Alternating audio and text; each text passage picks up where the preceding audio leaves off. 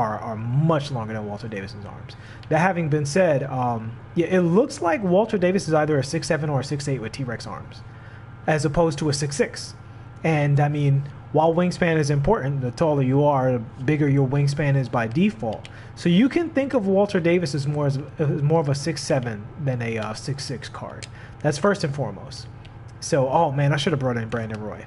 So let's get the elephant in the room is the jumper. Is his jump shot basically identical to T-Max? It's very close. It's very, very close to T-Max jumper. It feels like T-Max jumper when you're pulling up.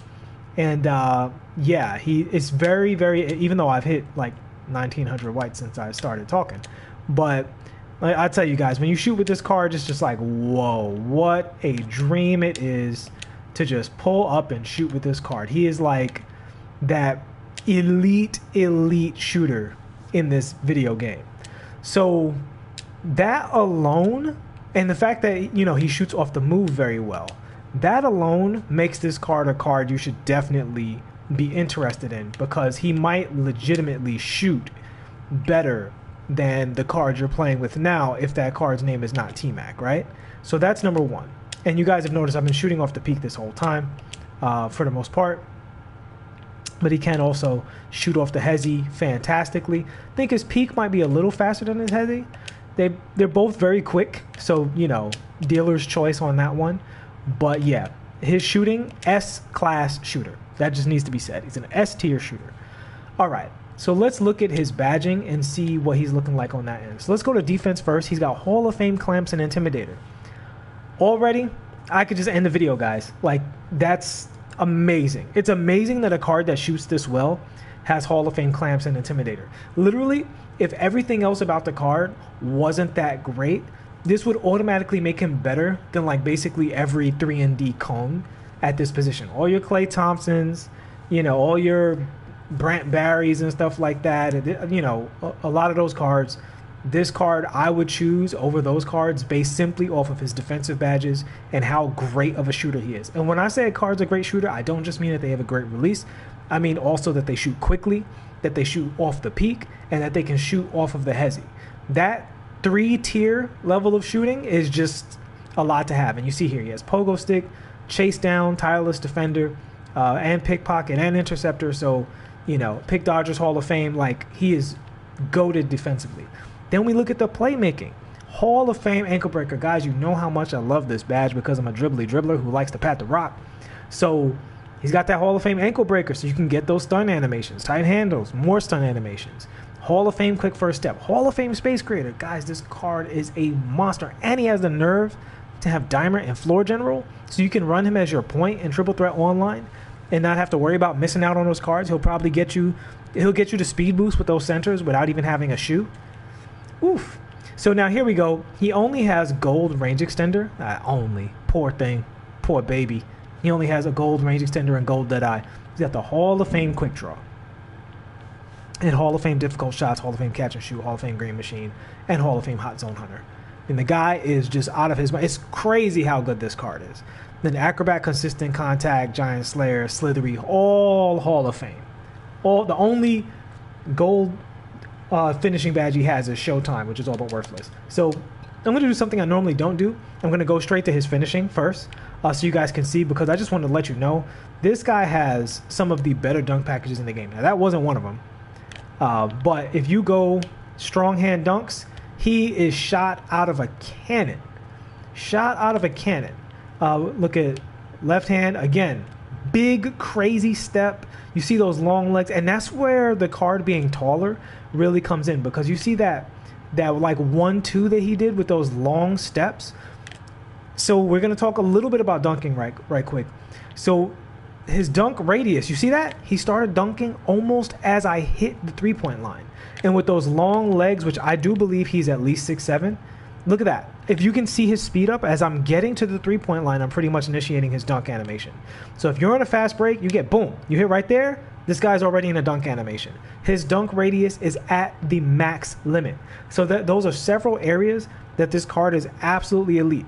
He has an elite dunk radius. He has an elite, shot package, hezi, all of that stuff. He's tall for his size, and he has elite badging across the board. Elite playmaking badges, elite dribbling badges, elite dunking badges, and elite shooting and defensive badges. So now let's look at the rest of his animations. And I wanted to say all of that stuff because I know I do tend to focus on dribbling, which is, okay, I play point guard in park and rec, so yeah, that comes naturally to me. But that's not, I don't do the card breakdowns. I'm not a dribbling channel. I'm a card breakdown channel, right? So, or at least that's what I like to focus on generally.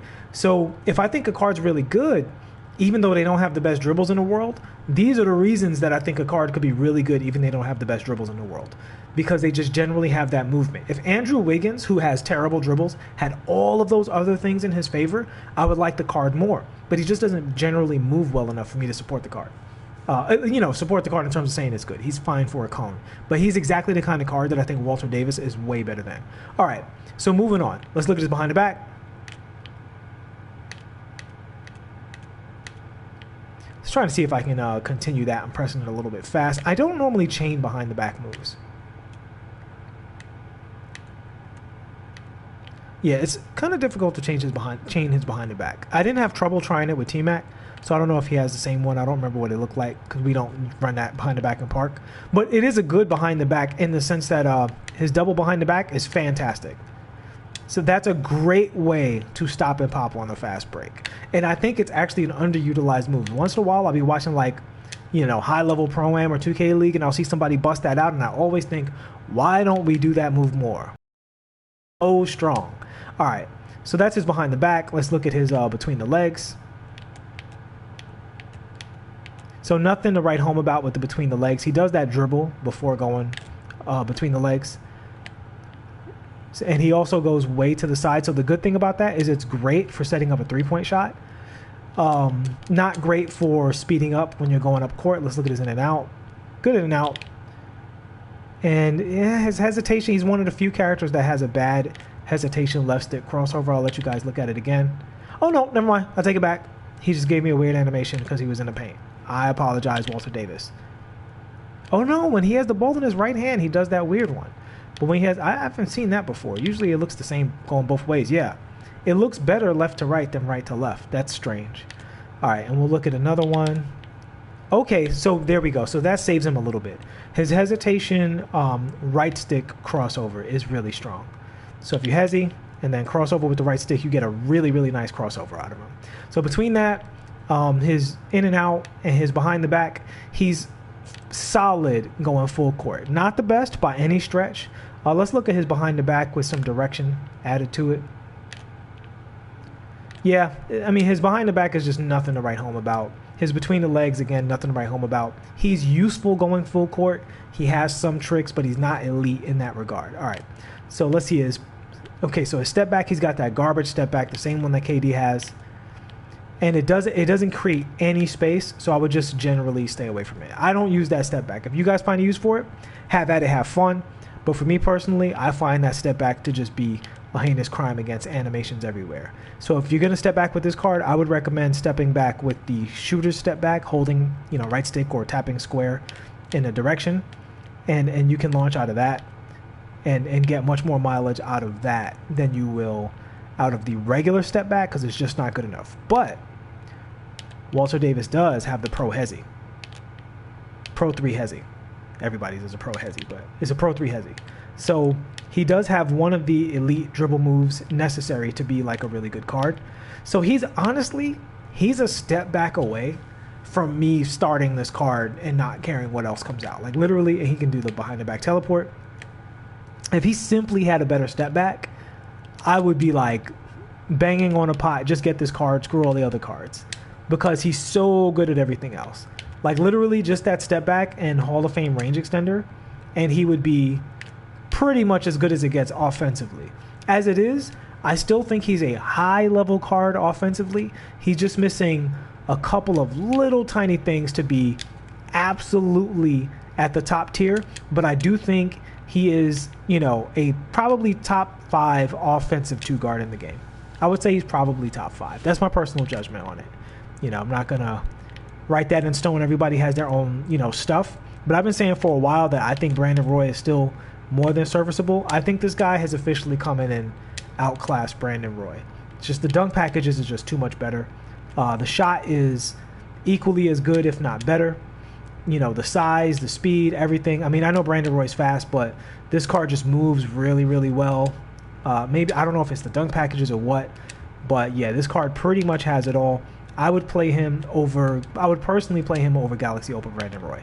All right, so let's look at his triple threat stuff, and then we're going to get out of here and call it a day on Walter Davis. But yeah, everybody who's really excited about this card, oh my God, he's so fast out of the triple threat. It's for good reason, because this card is an absolute beast. Just an absolute beast. Triple threat the other way. Yeah, above average speed, going the other direction. We'll check the spin and the step back. Maybe he has a better triple threat step back than his regular step back. Nothing to write home about. Yeah, I mean, if it wasn't for the fact that he had like an F tier step back, I would... Oh man, I would be done at two guard. He would definitely be my backup two guard for Kobe 100%. As it is right now, he's probably going to be my backup two guard for Kobe anyway. But, you know, like I definitely would play this card over RJ. And I'm a Knicks fan. You know, I'm from New York. And I would love for RJ to still be, you know, arguably the second best two guard in the game. But as it is now, RJ has probably been pushed into the second half of the top 10 with T-Mac, Kobe, Walter Davis, and you know, maybe there's somebody else that I'm not thinking of that's in that group. Nick Batum. I think Nick Batum is really, really good, even though he's a diamond. I think he's really, really good. 6'9", great dribbles, great everything. You know, you got your Cam Reddish out there too. But I'd probably I personally would probably put Nick Batum as like the 4th spot. And yeah, RJ probably like number 6 or something. So there we go. That's the Walter Davis breakdown. The guy's just fantastic at pretty much everything, except for the fact that he has just a rotten step back and mediocre full court dribbles. Everything else about the card is really, you know, really great. You know, just really, really fantastic. His size up isn't the best. You know, his regular size up package. It's fine. You know, he can't like stop and go the other way really quickly or anything. You see he has a big pause there. He can't kill a crossover or nothing. It's fine. It's serviceable, as Ty Debo would say. Not amazing, but his strong tools are so strong that his weak tools don't matter. Just play around them. All right, Giovanni Swish Lord. You need the Ben Wallace, Draymond deep dive. You played with Walter and he was doing crazy stuff on the court. Yeah, this Walter is bananas. We'll see about that Ben Wallace and Draymond. Hopefully Ben Wallace's price comes way down so I can get a look at him. But yeah, I would love to get to those cards for you guys. I just spent the King's Ransom on Hito, and unfortunately, I don't feel like selling back any of my cards because these are all cards I really like. Not selling Blake, not selling Hito, not selling Bol. So I have a bunch of high-priced cards that I could, you know, I could get rid of and get some MT back. I'll sell this Pink Diamond Marc Gasol that I just evoed, get a quick 37K or so for him, but it's going to take me a minute to build that MT back up and get those cards. I'm not even going to lie, because I'm not buying any more packs. We're done with that. But all right, guys, that wraps it up for Walter Davis. I hope this was informative for you guys who might be on the fence about doing that grind. I don't, as you guys know, I don't love to recommend cards. I think that's all personal preference, but I would say Walter Davis would be the rare exception where if you're asking, is it worth it for you to play a bunch of really easy Suns Spotlight games to get this card? Yeah, it's absolutely worth it. I think they have like one of the easiest Hall of Fame challenges in the whole thing. I don't even remember what it was. But yeah, he gets my very rare highest recommendation because this card is absolutely top tier. He's literally in like whatever's behind T-Mac. I haven't played with Kobe yet, so I can't discuss Kobe. But whatever's behind T-Mac, you know, Jordan, RJ Barrett, Brandon Roy, other T-Mac, you know, Pink Diamond T-Mac, you know, Nick Batum, Cam Reddish. Yeah, he's in that group, and I probably like him better than all of those guys. Not even going to lie. All right, I will see you guys in the next one. Thank you so much for watching and supporting this channel. I can't thank you guys enough. Please like and subscribe if you have not already. See you in the next one. Peace.